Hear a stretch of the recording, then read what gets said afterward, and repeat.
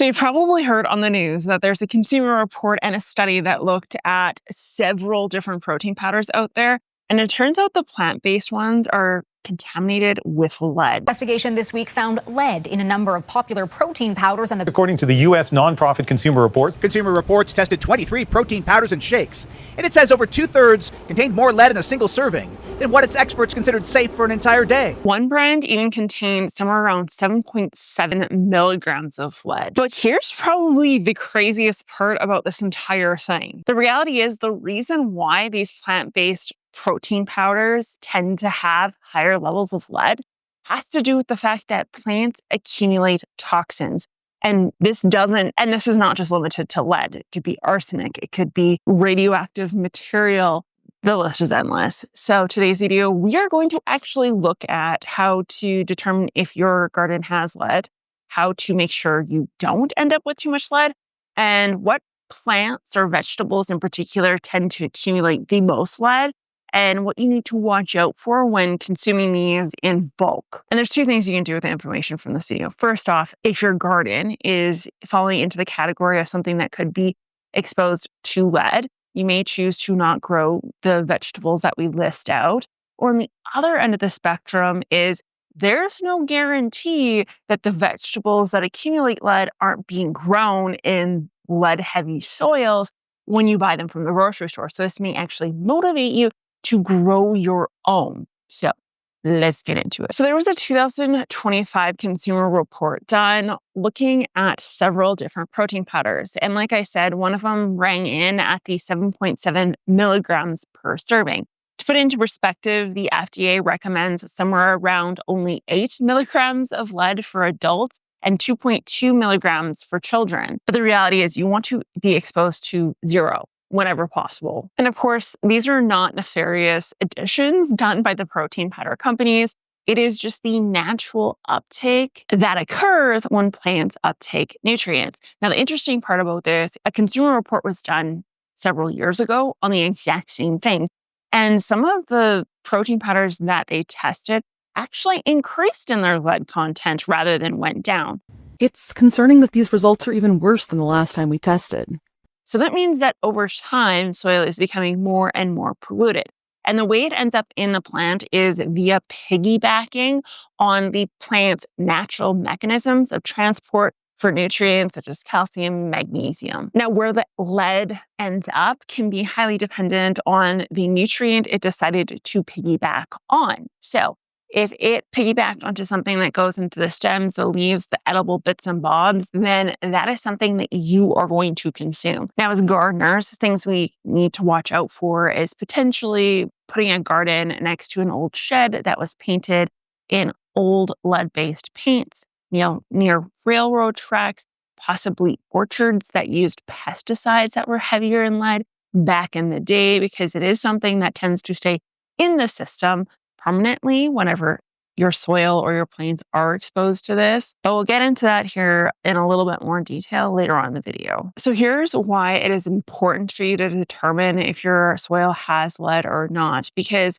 tiny little microdoses do eventually add up. If you have lead in your soil, your carrots, your beetroots, your spinach, your lettuce slowly will accumulate this toxin. And as you consume it over the summer, over your winter canning, over into possibly several years that you choose to garden in that space, and it does accumulate in your body. So one study in Ontario actually did look at the average or the median when it came to lead contamination within soil. Now, urban areas, of course, were much higher than something that is not urban. So urban spaces were somewhere around 109 milligrams per kilogram of soil. And out in the country, we landed somewhere between 20 to 40 milligrams per kilogram for soil. And that's a big difference. It's what we like to call a 5-fold difference, actually, which is huge. So the next question becomes, how much is safe to be in your soil? And I think probably the best place to look for this answer is California's recommendation, because they seem to be the most stringent when it comes to consumers being exposed to toxins. And the recommendation is no higher than 80 milligrams per kilogram of soil. Anything below that threshold is safe for what we call reuse. Shockingly enough, it was incredibly hard to find data for the prairie regions of both US and Canada in regards to how much is naturally kind of occurring in the soil. But I did get the West and I did get kind of the East. So the eastern portion of the coast, the Atlantic space, lands somewhere naturally around 37 milligrams to every kilogram of soil.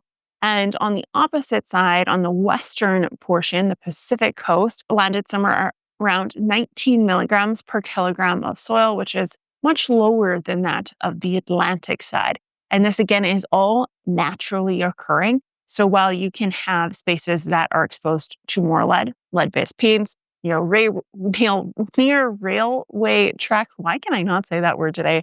And then, of course, places that were exposed to higher levels of pesticides in the past that were lead-based pesticides.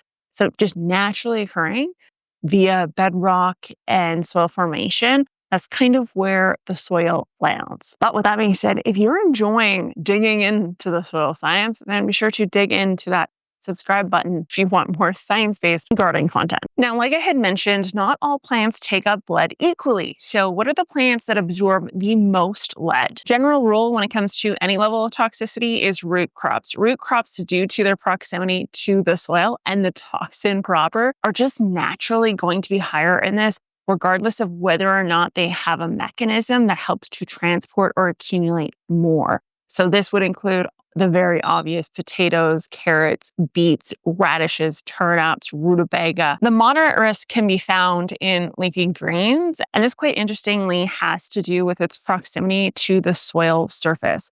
So yes, some is actually uptaken by the active and passive transport systems of your plant roots.